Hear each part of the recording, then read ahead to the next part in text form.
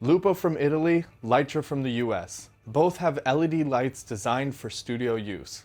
Litra have their Litra Studio and Lupo the awesomely named Kickasspanel. But which is the best mini panel?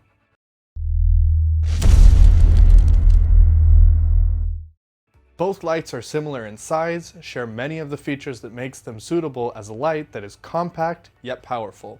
This light is usually called a mini panel. For the sake of simplicity, we'll call that one Litra and this one Lupo.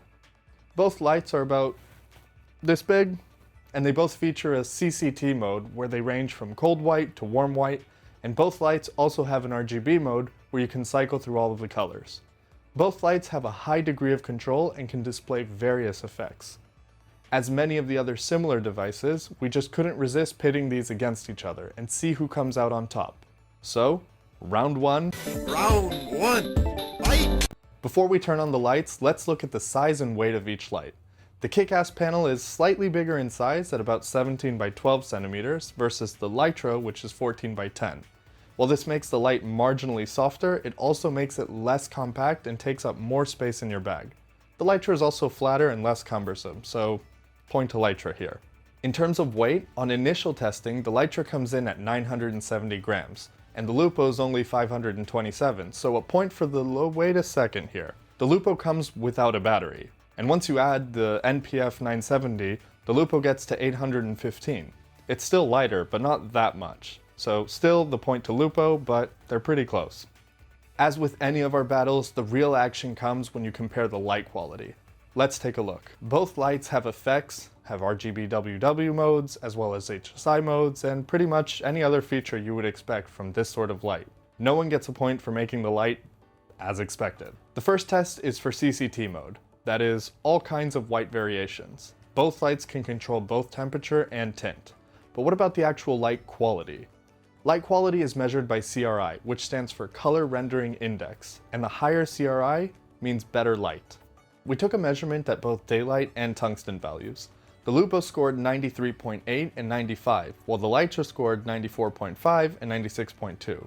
Since there's not a colorist in the world who could tell the difference between them, I'm going to give the point to both of them. As far as light intensity goes, we tested both lights at full power, both with RGB green light and the daylight setting from 1 meter away.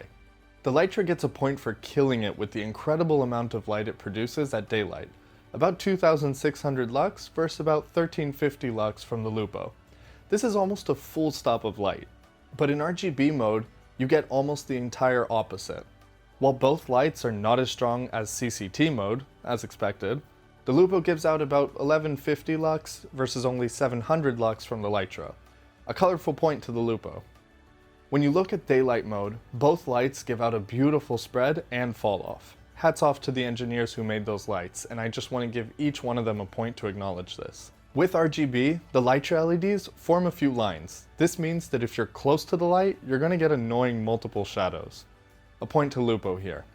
Last and not least is the diffusion. Litra provides a beautiful silicon-based diffuser that does a lot in smoothing the light.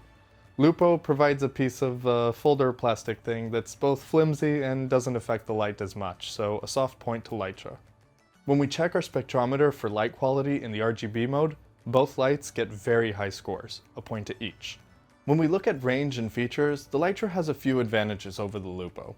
First, the temperature range is slightly bigger, from 2000 to 10,000 Kelvin versus only 2,800 to 10,000 with the Lupo. But also, the Litra gives you gel modes and presets, which makes nailing specific colors much easier on set, so a point to Litra here. Actually, give them 2 points. Both lights have lots of buttons on the back, which makes sense, because you need a way to control all of these features somehow. The Lupo has 3 big knobs, 3 big buttons, and a switch. The Litra has 3 nipple-style dials and 4 buttons. I can't tell, I can think about it. The Litra has 3 nipple-style dials and 4 buttons. It is much easier to use the Lupo buttons, but the display and the menu system on the Litra is much better. I wish the dials on the Litra were a little bit more tactile. Sometimes they feel a little mushy and like the click doesn't go in perfectly. Lupo gets a point for the comfort, but Litra gets a point for the menu system. When it comes to overall control, the Litra takes it big time, since it has an app. With the app, you can control the lights remotely and do things like setting intensity, modes, and even group lights together. But that's not all. You can also control the light via DMX, so the control options here are incredible, especially if you're running multiple lights in multiple locations. That's 2 control points for the Litra. Now that we have the basics out of the way, let's look at some of the other specs. The Litra comes with a 33 watt-hour proprietary battery. While I understand the need for the rigidity and the waterproofing, no one likes a proprietary battery. The Lupo uses standard NPF batteries. They're both bigger in capacity, about 45 watt-hours, and much easier to find. They're also significantly cheaper. And all this means at the end of the day is that you have higher run times for less money. You can also run the Lupo off of a USB-C or barrel connector. The Litra can only do USB-C, so power point for the Lupo. The Litra is waterproof up to 3 meters, while the Lupo is full of venting holes. True, the Lupo doesn't get as hot, but it kind of becomes unusable in the rain. The Litra is also drop-proof, dust-proof, and probably all sorts of other proofs with its mill-grade certification, so banger of a point for the Litra here. Okay, with all the features on the table, let's look at the price. The Litra usually sells for about $650, but for a very long while now, they've been selling for $400. The Lupo is selling for just $300. That's a Lupo point for the price. When you look at value for money, the picture changes. If Litra can keep their $400 price tag, I think that the extra $100 is definitely worth the added value. If Litra goes back to the $650 MSRP, it's a tough call, and I'll leave this one up to you. Here is the tally without the value for money bullet. Of course, you may put different weights on different features, and that'll be your decision. With 12 points for size, light quality, daylight power, daylight spread, diffusion, RGB quality, menu systems, and remote operation and rigidity, the Litra Studio is our winner if what you need is a strong light with a lot of control options that can take the abuse of a working professional. With 7 points for weight, RGB power, spread for both daylight and RGB light quality, comfortable buttons, and power options, the Lupo is a great option if you need to run off a battery for an extended amount of time, or if you want to start with a more budget-friendly LED light.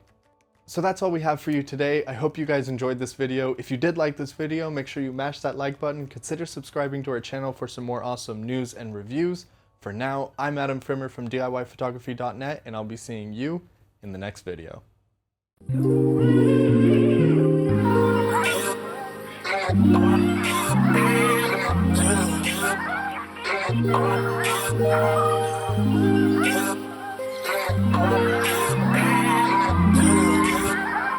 Yeah.